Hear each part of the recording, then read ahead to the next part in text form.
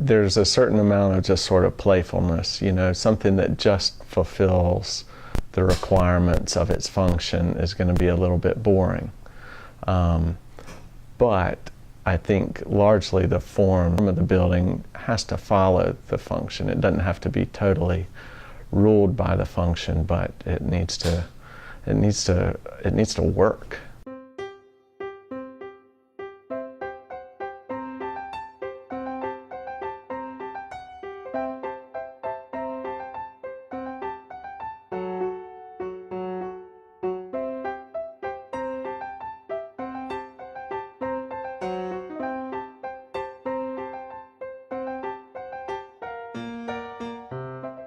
Designers across the world have a separate view of what design is, but no matter what, they can all agree on one thing: it must work.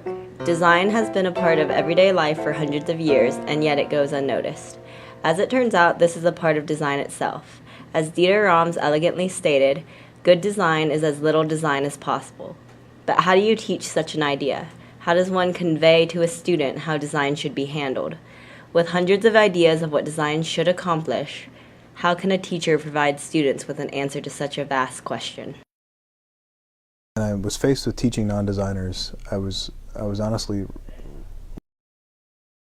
really disappointed, because I'm used to working with art students and design students who can draw, first off, and who are in a field where they're expected to be creative, and they know that they're there for a reason. When you ask them to come up with something, they're happy to come up with new ideas. And then I was suddenly working with a bunch of students that were not design majors, and that's not their nature. And so I found that I had to pull that out of them more, and it became more like coaching people how to be creative rather than just asking them to apply their creativity to a different problem. I find that different students respond to different prompts differently, not necessarily defined by their specialty. My experience is that the sort of basic level design courses like Visual Literacy 1 and Visual Literacy 2 in a way are kind of harder to teach because they're more abstract. And once you get into like some later level, I taught a senior interior studio, and the projects are way more concrete, and so you can critique a project based on whether or not it fulfills the program requirements, or whether it works well as a product, or whether it flows well as an interior space, or is aesthetically well organized in an architectural facade, where with the basic graphic design courses it's just a lot more abstract.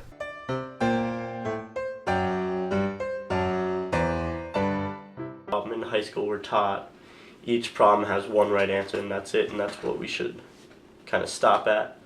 But here the whole curriculum, really, all the professors teach you that once you find an answer to a problem, go back, rethink it, and find 100 different answers, and it really helps and actually applies to a lot of my other classes. What's useful to non-designers, right? So what do designers do that could benefit non-designers? What's a skill that people could learn from design? So I think a big part of what I try to do is teach people how to think like a designer.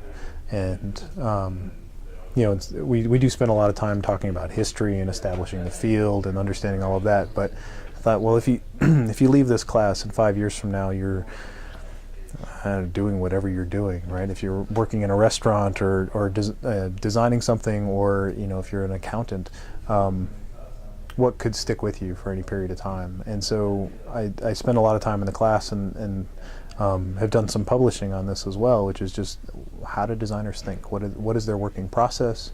How do they do what they do? Because the field of product design is one that most people don't even think about. Like you buy products and they just are, right? You don't really think about how they came to be.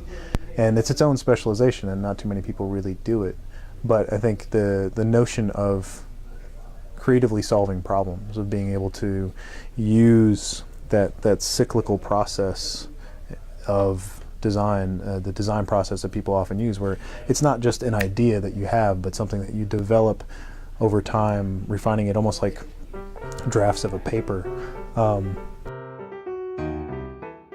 It's a teach a man to fish idea, right? If you can teach people to be more creative, memorization and how to remember things and trying to structure the class accordingly. So I feel like at the end of it, it's a gen ed class. And if a student, my ideal would be if a student leaves that gen ed class with a better sense of their own ability to think creatively, with a better sense of their own ability to memorize information, whatever that information is, then, success, right? Whether or not they remember anything from the class, if they've improved those life skills, then I feel like there's something from design that's been conveyed to whatever field they're going into.